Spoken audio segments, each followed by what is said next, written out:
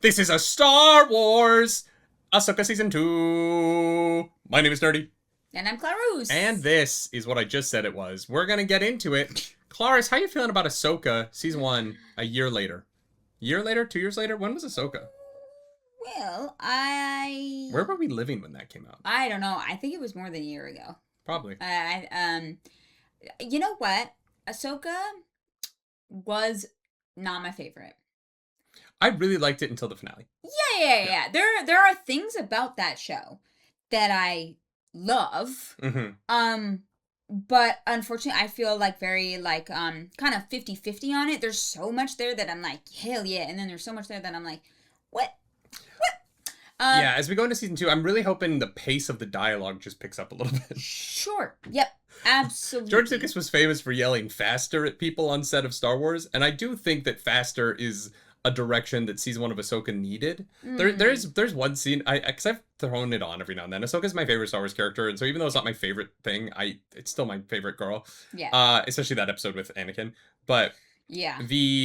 There's one scene where Sabine and Ahsoka are sitting at a table, and I swear to God, there's like 4 seconds of silence between every line, and it just I'm optimistic about Season 2 in that these actually have had more time to get into these characters, and the world is less of a mystery now and more of a like race to stop Thrawn's evil plans. Yeah. And so I'm excited to see what they do. I hope some of that stuff just tightens up a little bit. Yeah. And so we can kind of feel that Star Wars vibe a little bit more, and that was missing a little bit in Season 1 for me. Mm-hmm. Yeah.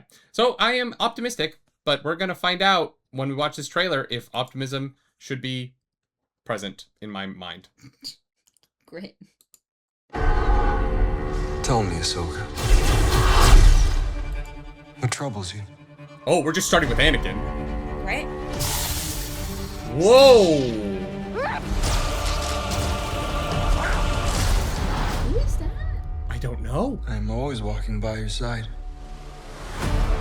Citizens of the glorious empire, I have returned. Always take more Anakin. Oh! I took an oath to protect the empire. I therefore declare war of the Rebel Alliance.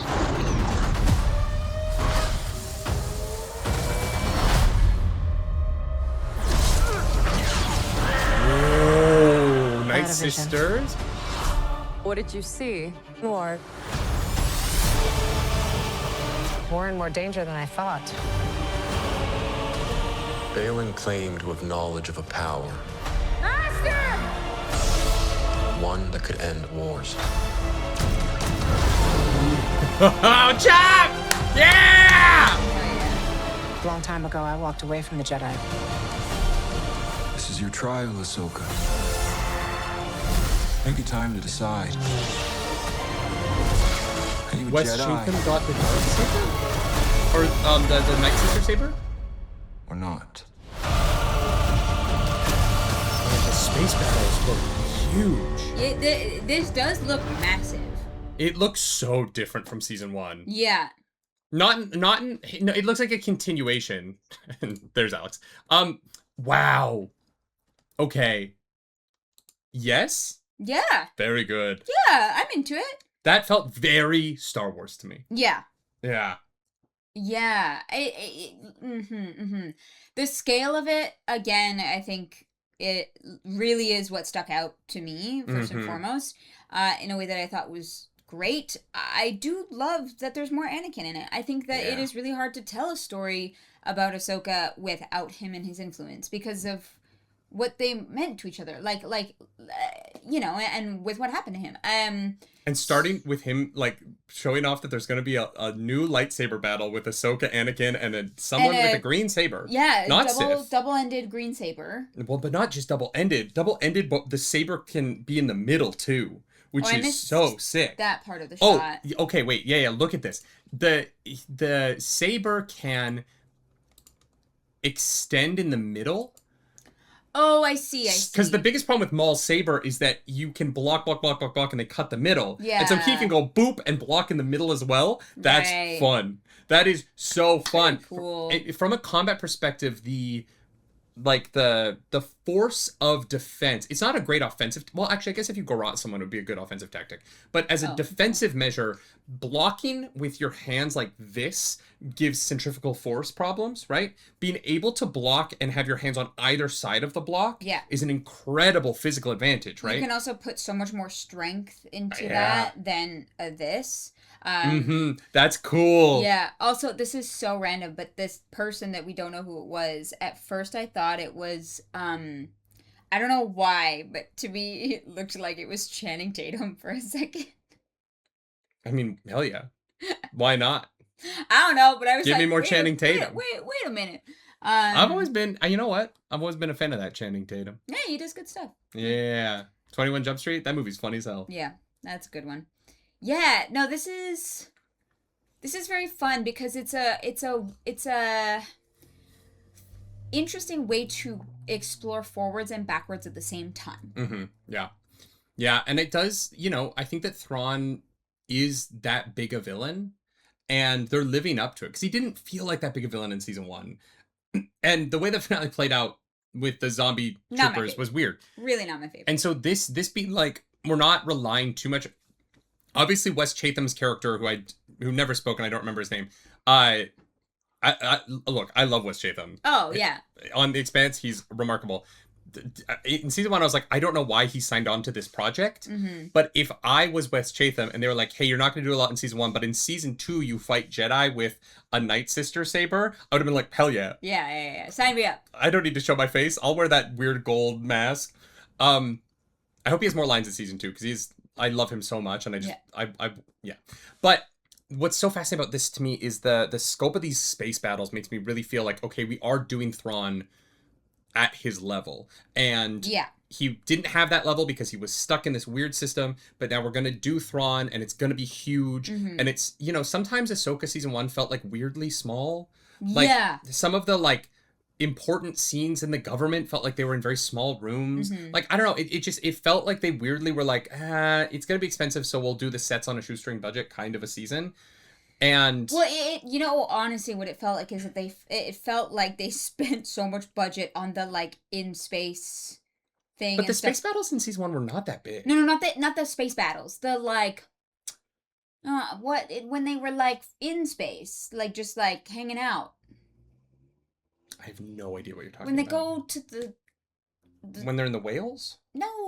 When they're like in the like, I don't know, make believe mind palace vibe. Oh, the world between worlds. Ah, that's it. Yeah. He was like, I have no idea what you're talking about. Yeah, we got there. No, I hear what you're saying. I don't disagree with that. I don't know. Look, she's my favorite character. Her and Obi-Wan Kenobi are my 2 favorite Star Wars characters. I don't really have a favorite between them, but maybe it is Ahsoka. And which is so funny because I hated her in season 1 of Clone Wars. And over the course of those seasons and then Rebels, and she just, E.K. Johnson's novel, which I love so much, and I was very sad was sort of soft retconned, not even soft retconned, but retconned by the Tales of the Jedi show. I love this character so much, and so I do have such a soft spot for anything revolving around her. I love Rosario Dawson so much. And so this one's a tough one for me, because like, I think that no matter what the trailer had shown, I would have been optimistic for season 2, because I want it to succeed so much. Yeah. Because I want my favorite character's show to be my favorite show. You know what I mean? Like, I just want it to work out that way.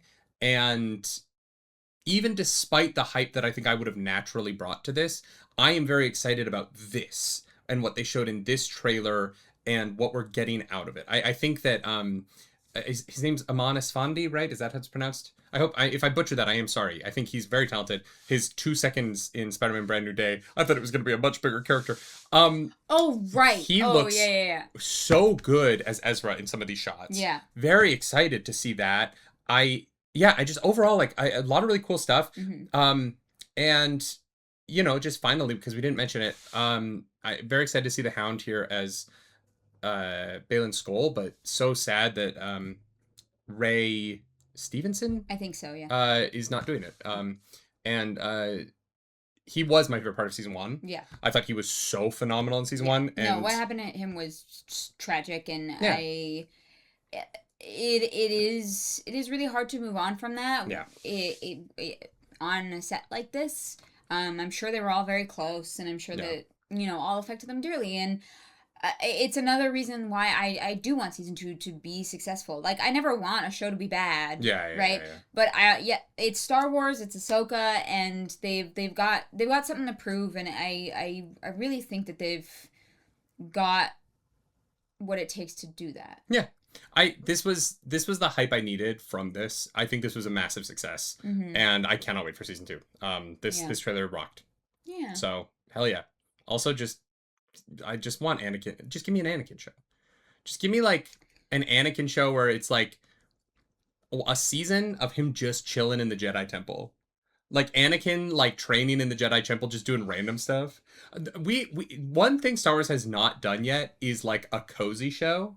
And I would love Anakin. Anakin is not the character I would choose for a cozy show. I know, but like, wouldn't it be fun to do like just a season of television about the period of life when Anakin and Padme's relationship was like hot and secret and he hadn't gone evil yet? I mean, yeah, I really don't know how cozy that would be because it would be so cute. Know that he's being influenced. But we don't do that. Like we don't do any of that in the show. Time. We don't do any of that show. It's just Natalie Portman shows up and they just date, and it's just like 8 episodes, super chill. It's super low budget because it's like almost sitcom-y, and it's them on like a couple of different sets, like sneaking around and fucking behind the Jedi's backs. Great, super cozy. That would be fun. I would watch it. Come on, you don't want Natalie Portman to come back and just be like, oh, anytime, Annie, but like I just in like weird space lingerie because they don't wear bras. I mean, neither do I. So yeah, I know. Yeah. I'm very aware. If you like the video, subscribe to the channel. If you don't, I don't know, hit the dislike button. Leave mean comments down below because the algorithm goddess hungry and we must feed her. This episode, that algorithm goddess is Ahsoka. That's a good call because you know what the show's called? Ahsoka. Sabine. Nope. If you want to follow us around the internet, you can. I'm at NerdyNightly. I'm at ClarusPolaris. Do something nerdy tonight. Bye. Bye.